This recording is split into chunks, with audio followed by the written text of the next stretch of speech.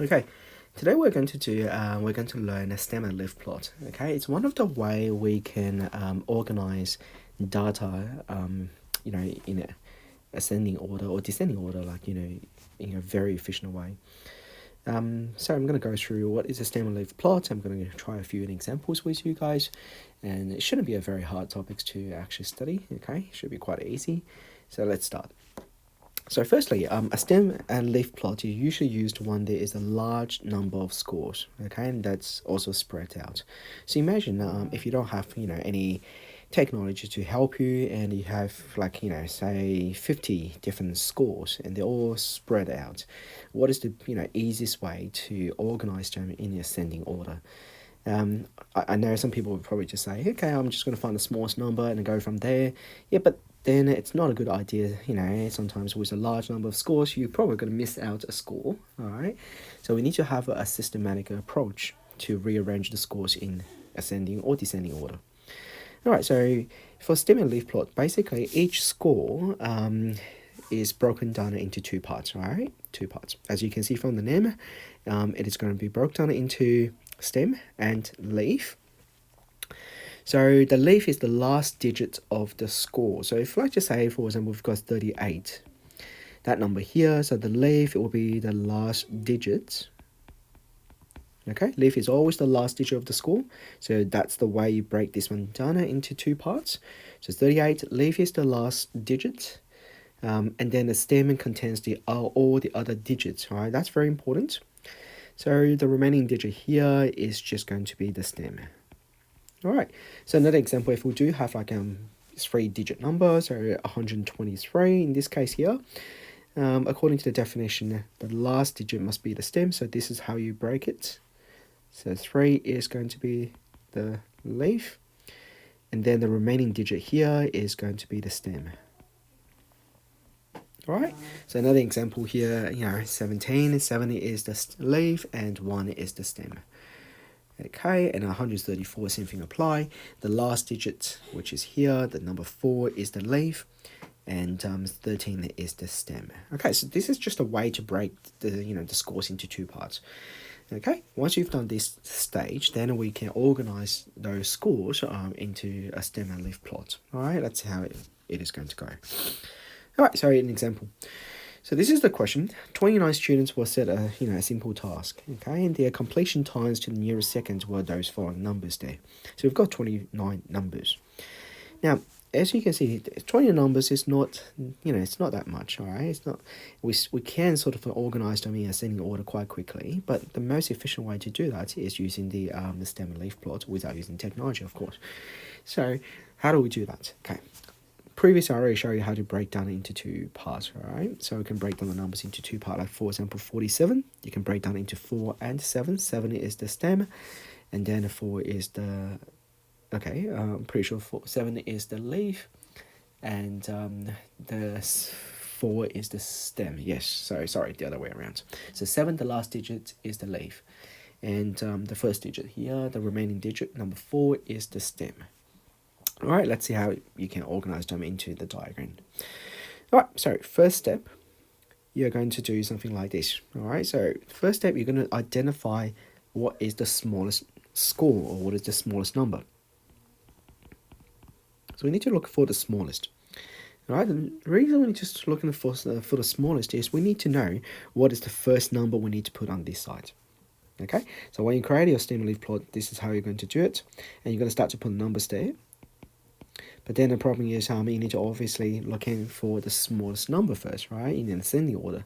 The smallest number right now looks like it's 38, just by looking at it, okay, it's 38.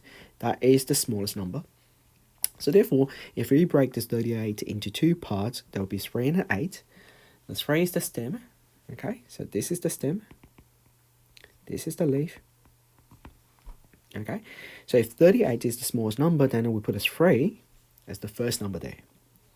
All right, and then we do have 40s. All right, so we'll put 4, we'll have 50s, like 54, we've got 57, so we'll put a 5 there, and then we do also have 6.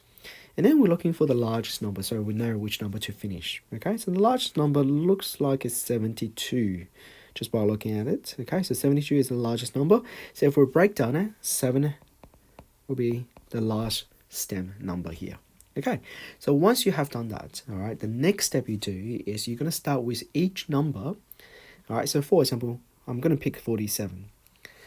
All right, and once you pick the 47, you are going to put the leaf or the last digit next to the number, all right, with the stem in it. All right, just next to the stem. Okay, so 47, you're going to put 7 next to the 4, as you can see from here. Okay, and you continue this process. All right, remember, after you finish using each number, please just cross out that number. All right, otherwise you're going to be forgot about where you get up to, and it's not going to be accurate in this case. All right, so 47, you put a 7 next to the 4, and then 61, you follow the same process. Okay, so you got 61, you got 53, and you continue the process, all right, until you have finished all of those numbers.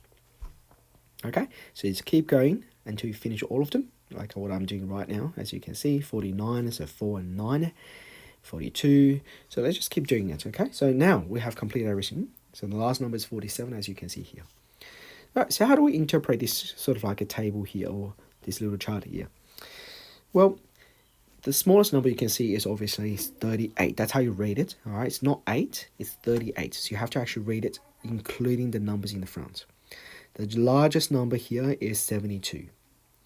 However, if you just look at the middle part of the number, all of those are not in the correct order. All right, and remember the whole purpose of the stem and leaf plots is to break down the scores so we can organize them in ascending or descending order quickly.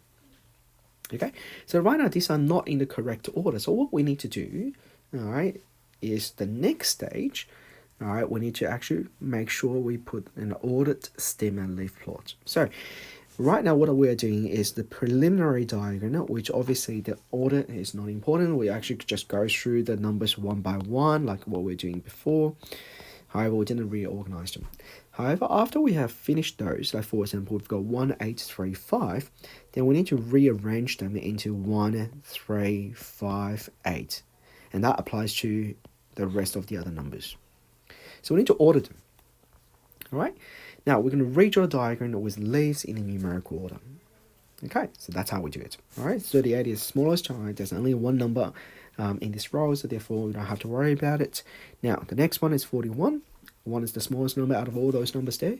And then we've got 2, and we've got 3, and we do have multiple 3. So in that case, we just have to keep putting the 3. Now, please remember, after you're using a number, cross out the number. Otherwise, you'll miscount or you can double count certain numbers there. So you cross the numbers after you have used. Okay, so we keep going, the process. Now, as you can see, the numbers have been ordered in the numerical order. Okay, and we can complete the rest of them like this. Okay, let's keep going. The last one. Okay, so now this is the final product of the stem and leaf plot. Every number is ordered according to their size, and as you can, the smallest number here is 38, the largest number is 72. From here, the way to rate it is like 41, 42, 43, 43, 43, 44, and it keeps going. Okay, now the good thing about this now is they can ask you all those questions about finding the mean, which is the average. Okay, they can also ask you what is the mode. Okay, and that's the most popular score. They can ask you what is the range. The range is the largest number or the highest number minus the smallest number. Okay, the highest or the largest minus the lowest. And the last one, I'm pretty sure they can ask you for the median, which is the middle score. Okay. All right, now, why do we need to order those numbers into the numerical orders? It's because when we're finding the median, I hope you still remember from the previous lessons, when we're finding the median, we have to make sure the numbers are in the correct order. Like, for example, if we have 1, 2, 3, 4, 5, those numbers are in the correct order. If I want to find the median, we can just keep crossing the numbers from the front and the back until we get the number in the middle. However, if we do have numbers like those, for example, These are the numbers there. This one here is not the median. Also, the one is still in the middle of those scores here, but you need to rearrange them. And that's the reason why the one is not the median. So that's the reason why we need to order the stem and leaf plot, because once you have done that, we can find the middle score by crossing the first, the last, and then keep crossing it out. Okay, and you can find the middle number that way. To find the mean, and it's pretty straightforward. It's just the average. You just have to add all the numbers together, okay, and then divide by how many numbers are there. Okay, the mode is the most popular scores. That's also pretty easy to do. Range, obviously, it's quite easy as well.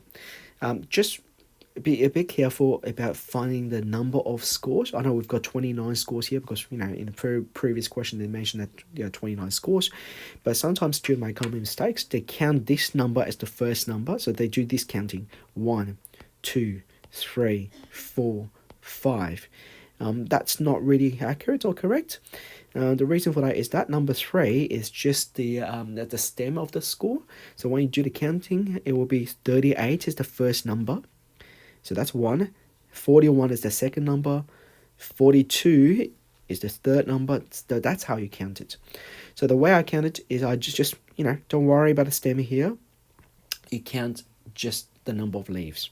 So that's 1, 2, 3, 4, 5, 6, 7, 8, 9, 10, 11, 12, and it goes on. Okay, do not count the stem. Okay, otherwise you have more than the required numbers. Okay, so that's all about drawing a stem and leaf plot. It's pretty straightforward, to be honest. Please practice the questions from the exercise. You shouldn't have any problem with this exercise. As I said, it's pretty easy. And obviously, let me know if you have any questions there. Thank you.